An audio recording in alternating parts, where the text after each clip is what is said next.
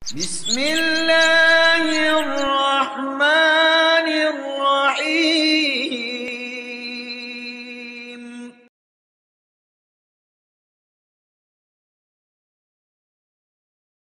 وقدوتنا محمد وعلى آله وأصحابه أجمعين.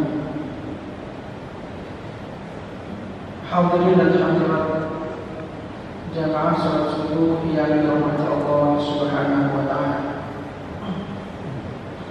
Alhamdulillah, mari kita mulai membuka tahun kita dengan memuji Allah, dengan mengagungkan Allah dan bersyukur atas nikmat-nikmatnya, utamanya nikmat-nikmat Islam yang merupakan nikmat yang paling agung yang Allah anugerahkan pada seorang hamba-Nya.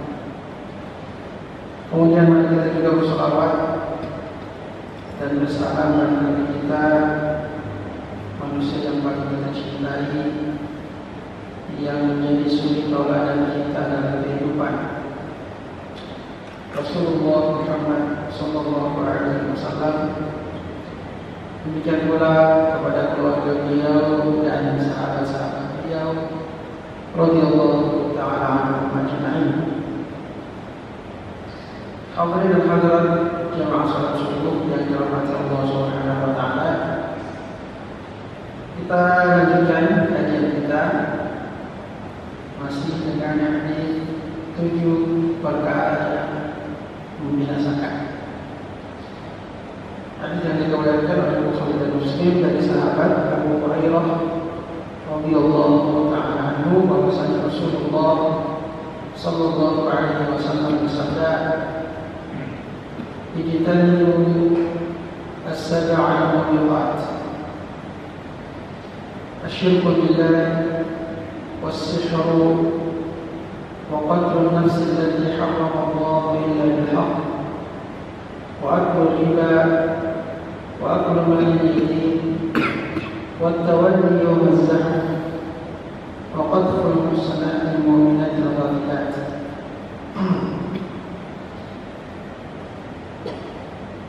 Ijtanibu as-sab'a al-mubiqat, tinggalkanlah 7 perkara yang membinasakan.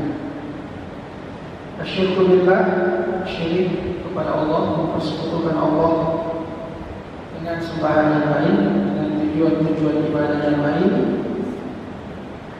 Was-sihru, dan sihir. Wa qatlu an-nafs allati harrama Allah illa bil haqqi, dan membunuh jiwa yang diharamkan oleh Allah kecuali dengan alasan yang benar. Wa aklu riba, dan memakan riba. Wa aklu mal yatim, memakan harta anak yatim. Wa tawalli yawm az-zahfi, lari dari medan pertempuran. Wa qadfu al-mu'minati al-muhsanati al-ghafilat, atau muhsanati al-mu'minati al-ghafilat, menuduh perempuan-perempuan beriman yang menjaga diri dan kesuciannya dengan perbuatan zina. Kita sudah selesaikan pembahasan perkara yang pertama yang membinasakan, yaitu perbuatan syirik kepada Allah Subhanahu wa taala. Kita masuk pada perkara yang kedua yang membinasakan kita, yang menurunkan derajat iman kita, yang akan mendatangkan hukuman Allah yang berat, mungkin di dunia, terlebih lagi di akhirat, jika kita tidak bertobat dari perbuatan tersebut dan Allah tidak memberikan ampunan kepada kita, yaitu perbuatan sihir. Perbuatan sihir. Sihir ini adalah sesuatu yang dapat melakukan sesuatu di luar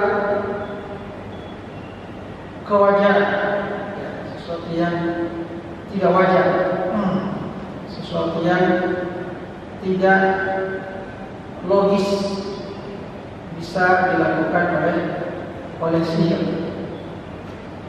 Sihir itu bisa tiba-tiba menjadikan orang sakit misalnya, tanpa dia menyentuhnya, tanpa dia menyakitinya secara langsung. Tiba-tiba membuat orang sakit. Bahkan bisa membunuh orang.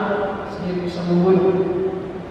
Sihir bisa memisahkan antara suami dan istri. Bisa juga sebaliknya, merekatkan antara seorang laki-laki dan seorang perempuan. Dengan sihir juga orang bisa terbang di langit. Dengan sihir orang bisa berjalan di atas angin juga. Dengan sihir orang bisa masuk dari mulut sapi keluar dari lubur.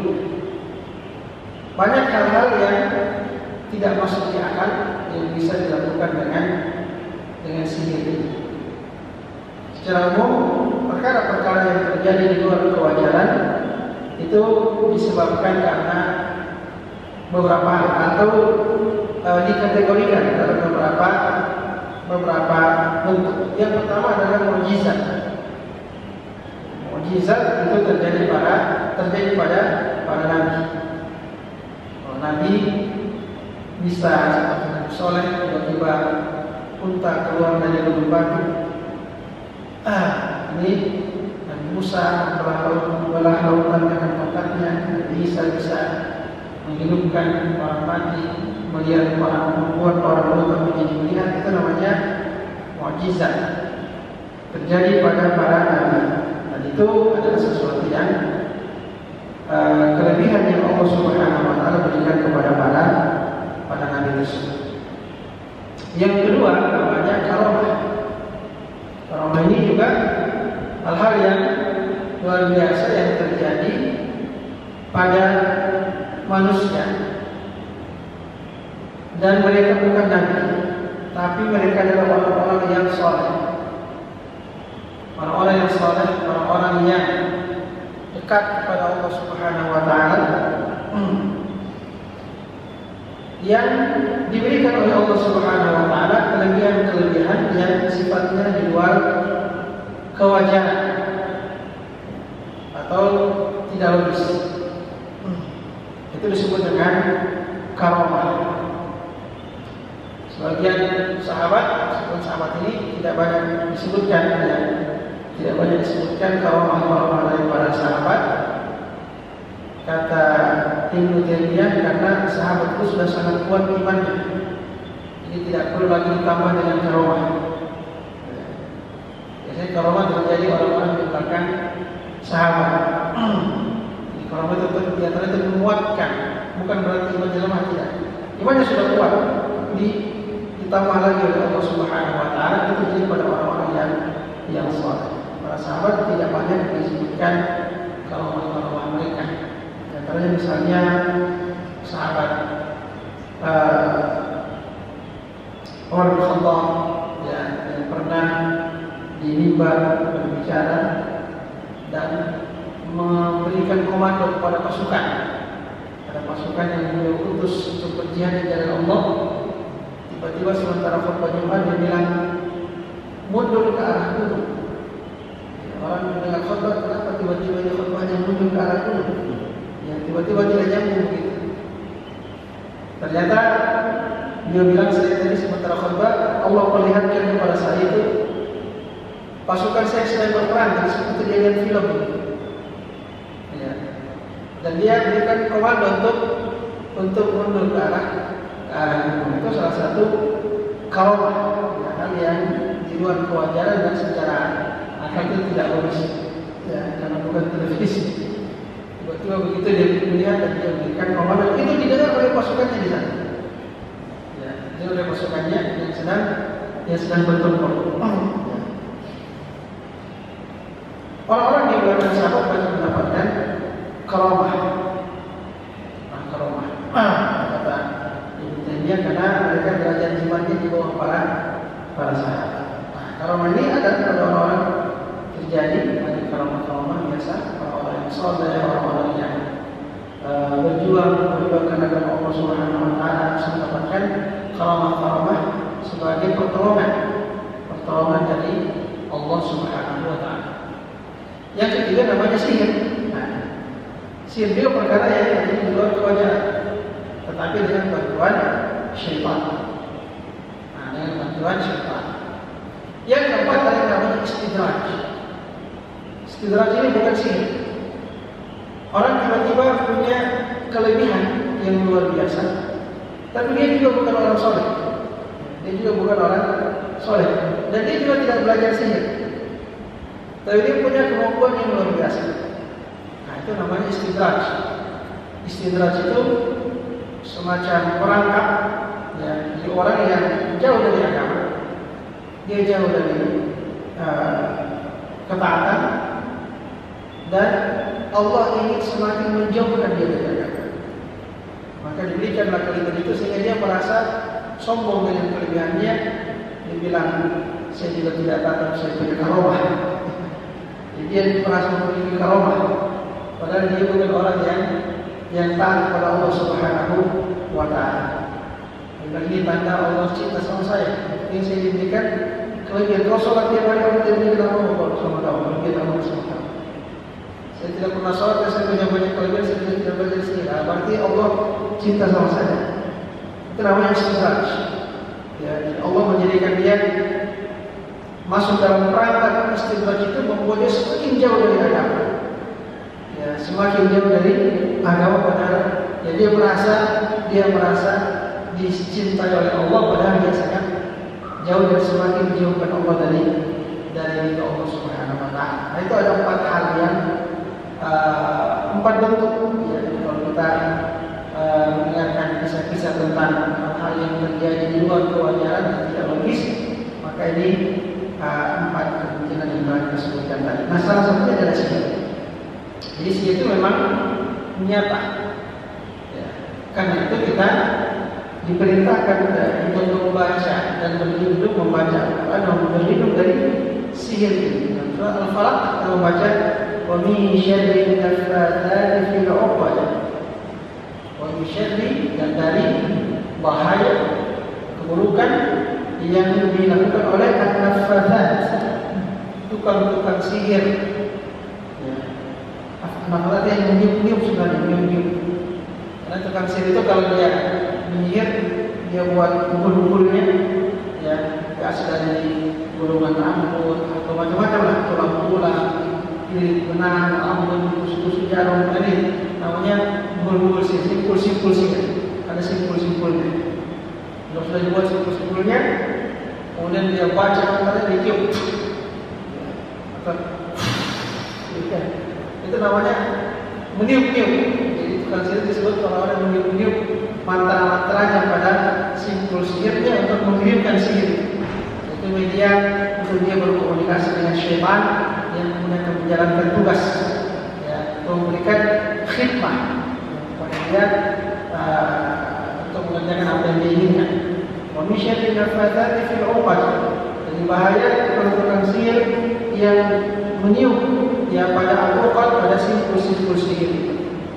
Sihir merupakan sesuatu yang nyata. Allah juga menceritakan tentang Nabi Musa yang sudah sangat masyhur, bagaimana kisah beliau dengan para tukang sihir Firaun. Meskipun tukang sihir Firaun ini dia masuk dalam kategori sihir takhyil. Ada sihir haqiqah, ada sihir takhyil. Sihir haqiqah itu hakikat, artinya betul-betul dia, misalnya tali disihir jadi ular betul. Itu sihir hakikat. Tadinya tali, tiba-tiba jadi ular. Takhyil adalah menyihir pandangan saja. Dia menyihir pandangan. Sebenarnya tadinya tetap tali, tidak berubah jadi ular. Mereka merubah menyihir pandangan manusia. Ya. Jadi tukang sihir yang dikatakan saharu a'yunan nas. Saharu a'yunan nas. Mereka menyihir pandangan manusia. Dikhayalkan kepada orang yang melihat bahwasanya tali itu berubah menjadi ular. Jadi itu dalam pandangan orang yang melihat saja. Padahal sebenarnya tali itu tetap tali. Nah, makanya ketika Nabi Musa lempar tongkatnya, berubah jadi ular betul. Makanya kalau sini bilang, wah ini asli. Ya. Maka mereka menyembur sujud dan beriman kepada Allah Subhanahu wa Ta'ala. Nah, jadi ada sihir hakikat dan ada sihir yang hanya menyihir pandangan. Ya. Khayalkan bahwa dia melihat sesuatu. Nabi kita Muhammad SAW juga pernah disihir oleh orang-orang Yahudi. Ya. Meskipun pengaruhnya tidak kuat terjadi pada Rasulullah SAW. Beliau ketika disihir oleh Yahudi itu, beliau merasa sudah melakukan sesuatu padahal tidak melakukan sesuatu. Itu pengaruh sihir yang terjadi pada diri Rasulullah SAW. Jika kemudian Allah memutus memperlihatkan kepada beliau dalam mimpi ada dua malaikat yang sedang berbicara, satu di kepalanya, satu di kakinya Nabi SAW, dan dia bercakap-cakap malaikat itu. Saya bilang, kenapa orang ini sedang dia di sini? Dia bilang, di mana diletakkan simpul sihirnya? Dia bilang, di sumur fulan, sumur dan nama sumur tertentu, di dasar sumur ini batu besar. Nah, maka Nabi ketika terbangun disuruh oleh Nabi Talib juga bin Awam, seperti tiga orang sahabat sudah kau pergi ke sumur itu, ada di bawah sumur, di dasar sumur ada batu besar, di bawahnya ada simpul sihir. Nah, ternyata benar mereka temukan. Ya, dan ketika mereka temukan, dibacakanlah surat Al-Falaq dan An-Nas. Ya, hingga setiap satu ayat dibaca terlepas satu simpul. Ya, sampai selesai dibaca terlepas semuanya simpul-simpul, 11 simpul daripada simpul sihir tersebut. Nah, itu disihir oleh seorang Yahudi. Mengapa Nabi terkena pengaruh sihir? Karena Allah ingin memperlihatkan kepada manusia bahwa dia juga adalah manusia biasa. Karena kita mengatakan seharusnya Nabi kan tidak kena sihir. Ya, betul. Karena orang yang paling dilindungi oleh Allah Subhanahu wa Ta'ala adalah Rasulullah SAW. Nah, kenapa kok bisa terkena sihir? Itu pun pengaruhnya sangat kecil kepada beliau. Hikmahnya adalah Allah ingin menunjukkan kepada kita bahwa beliau itu hanya manusia biasa. Nah, itu lain juga secara fisik juga terkena senjata. Beliau ketika berperang juga patah gigi beliau, tertusuk ya pipi beliau dengan besi. Saya berpikir harusnya Nabi yang paling dilindungi oleh Allah Subhanahu wa Ta'ala. Iya betul. Beliau yang paling dilindungi oleh Allah Subhanahu wa Ta'ala. Allah berkehendak untuk memperlihatkan bahwasanya beliau adalah manusia biasa. Manusia biasa, sehingga tidak terjadi pada umat seperti yang terjadi pada umat sebelum kita yang kemudian menganggap Nabi seperti Tuhan, ya, mengangkat Nabi seperti Tuhan, menjadikan Nabi seperti Tuhan atau bahkan diyakini sebagai anak Allah Subhanahu wa Ta'ala. Jadi sihir itu hakikat, ya, dia sesuatu yang benar ada. Karena ada orang tidak percaya sihir. Ya, mungkin orang-orang di barat mungkin tidak percaya sihir. Orang yang mengatakan ini cuma sulap saja. Ya, karena sulap kan berbeda dengan, dan sulap juga bagian dari sihir sebenarnya. Bagian dari sihir, tapi sihir yang hanya menggunakan kecepatan dan tipuan mata. Ya. Mungkin orang-orang sekali mengatakan dari situ semua sulap semuanya, tipuan semuanya. Mungkin kebanyakan seperti merupakan trik-trik tipuan, tapi ada sihir yang yang daripada. Nah, karena itu kita berlindung kepada Allah Subhanahu wa Ta'ala daripada pengaruh sihir tersebut. Sihir ini termasuk perbuatan yang membinasakan karena dia bekerja sama dengan syaitan. Bekerja sama dengan syaitan. Dan syaitan tidak akan memberikan bantuan kepada dia kalau dia tidak menghambakan dirinya kepada syaitan. Dia harus menghambakan dirinya kepada syaitan. Dan ada banyak dukun-dukun, tukang-tukang sihir yang sudah bertobat dan meninggalkan praktek sihir dan perdukunan, dan mereka bercerita tentang pengorbanan yang harus mereka lakukan ya kepada para syaitan-syaitan tersebut. Makin hebat pengorbanannya, makin tinggi ilmu sihir. Jadi kuat-kuatan, siapa yang kuat berkorban, ada yang puasa sampai 40 hari tidak makan apa-apa atau hanya minum saja air atau makanan yang kadang-kadang yang menjijikkan. Ada yang harus makan ayam mentah-mentah, ya. Ada yang harus makan bangkai. Ya. Ya, siapa yang kuat, yang tahan, ya semakin tinggi ilmunya. Kalau dia tidak tahan melakukannya, maka ilmunya hanya rendah-rendah saja. Ada pengakuan para tukang sihir yang sudah bertobat. Ada juga yang disuruh mengunci Al-Quran. Disuruh mengunci Al-Quran. Jadi semakin tinggi juga tingkat kekafirannya, semakin tinggi juga ilmu sihirnya. Ada yang Al-Quran ditaruh di atas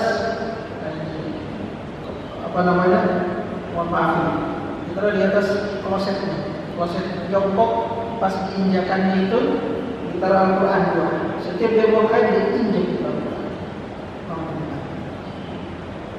Semakin hebat ilmu, semakin tinggi tingkat kekafirannya, semakin tinggi juga ilmu sihirnya. Semakin besar pengorbanan yang dia berikan untuk syaitan, semakin hebat juga ilmu sihir yang dia miliki. Itu kan sihir itu kuat-kuatan. Ya, ada yang hebat tinggi, itu berarti dia sudah banyak dia punya pengorbanan untuk syaitan. Ada yang biasa-biasa saja. Nah, karena itu sihir itu mengeluarkan dari Islam, karena dia menghambakan dirinya kepada syaitan.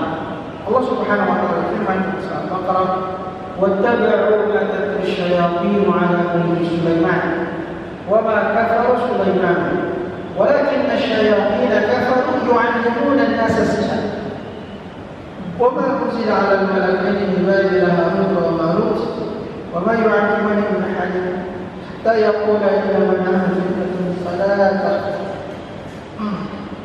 فيتعلمون منهما ما يفرقون به المرء وزوجه dan seterusnya akhir ayat. Allah berfirman yang artinya, dan mereka mengikuti apa yang dibacakan oleh syaitan-syaitan dalam kerajaan Sulaiman. Wattaba'u ma tatlu syayatin 'ala mulki Sulaiman. Wa ma kafara Sulaiman, dan Nabi Sulaiman tidaklah kafir. Nabi Sulaiman itu Nabi yang Allah berikan mukjizat yang sangat luar biasa. Ya, sangat luar biasa. Kemampuannya bisa mengendalikan angin, ya, bisa mengendalikan hewan, bisa mengendalikan jin. Ya. Jadi semua jin takut ketika Nabi Sulaiman hidup. Dan semua sihir tidak ada yang bisa sangat besar. Semua buku-buku sihir dikumpulkan dan dikubur di bawah singgasana Nabi Sulaiman di tanah. Sehingga tidak ada setan yang berani pergi mencuri lagi buku sihir untuk diajar ke seorang manusia. Pas membawa singgasana Nabi Sulaiman.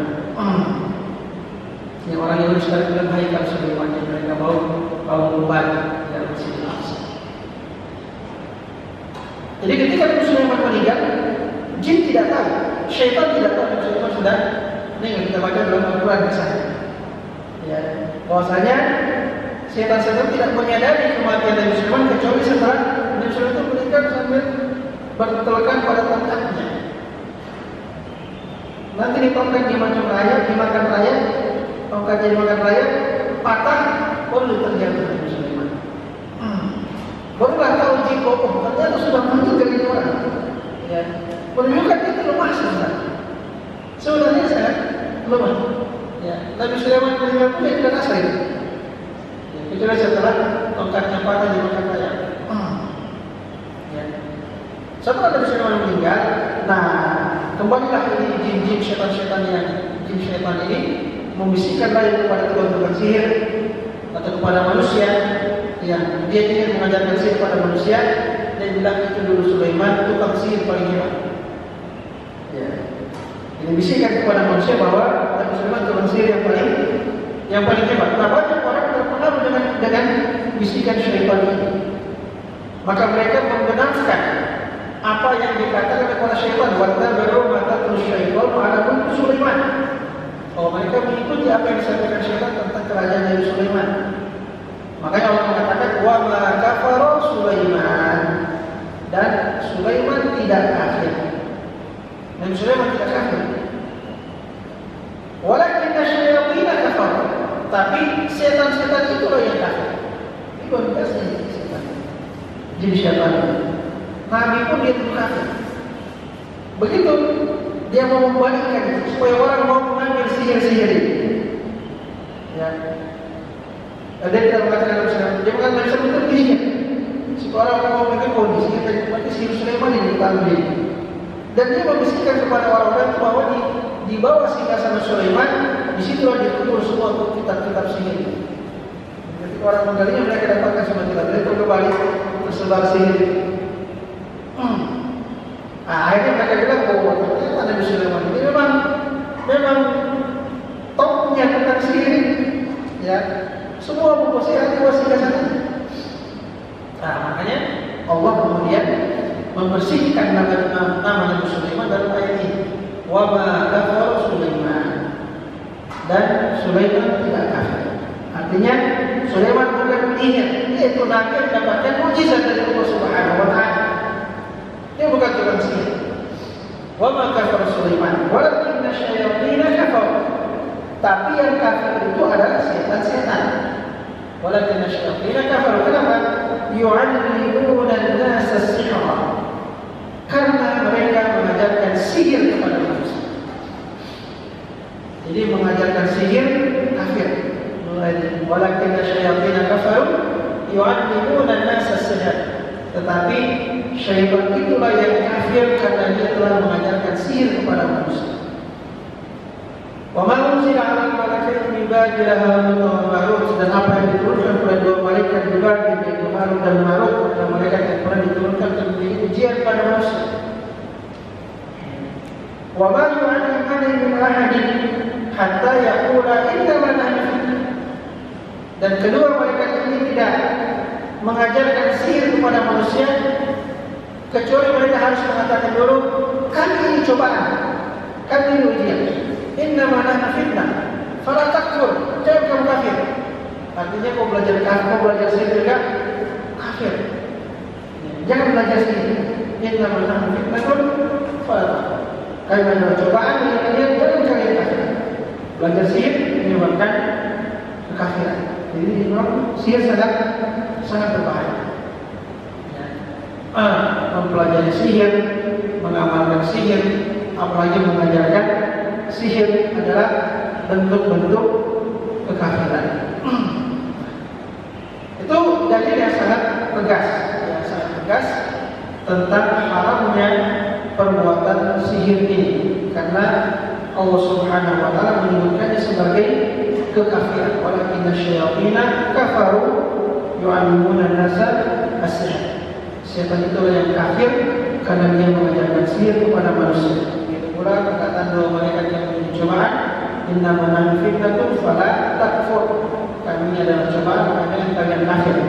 Mempelajari sihir dan mengamalkannya menyebabkan kekafiran, mengeluarkan dari Islam. Karena itu dalam Islam hukuman bagi tukang sihir itu sangat berat. Tidak ada hukumannya di dunia. Dalam hadis disebutkan haddus sahiri darbatun bis-sayf, darbuhu bis-sayf. Hukuman bagi seorang penyihir adalah tebasan dengan pedang. Artinya hukuman mati. Hukuman mati. Itu hukuman bagi para tukang sihir.